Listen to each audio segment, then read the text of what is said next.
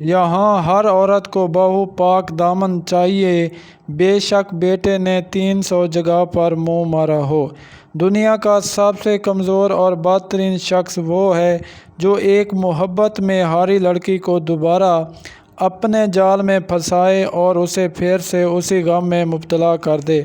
किसी से इतनी ही मोहब्बत करें जितनी वो आपसे करता हो। बेहिसाब मोहब्बत ज़हनी बर्बादी का सबब बनती है। हम सफ़र खूबसूरत नहीं, कदर करने वाला होना चाहिए। घर पैसे और ताकत से नहीं, मोहब्बत और इत्तेफाक से बनते हैं। औरत की सबसे बड़ी कुर्बानी हर नाजायज़ बात पर खामोश रहना है, लेकिन औरत जब सही बात पर बोले तो हर किसी को उसका लहजा तल्ख लगता है। दोस्तियाँ करेंगे, खाने खाएंगे, होटलिंग टूर्स, हर चीज़ यस है।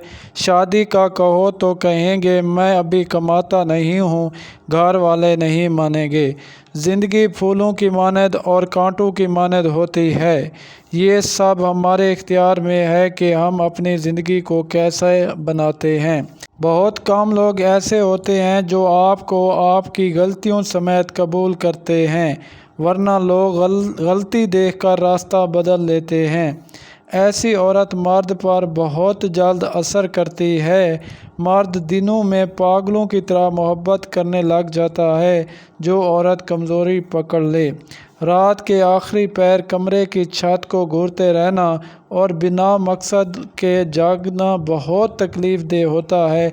लिहाजा कोशिश करें कि अपनी नींद किसी के लिए बर्बाद मत करें।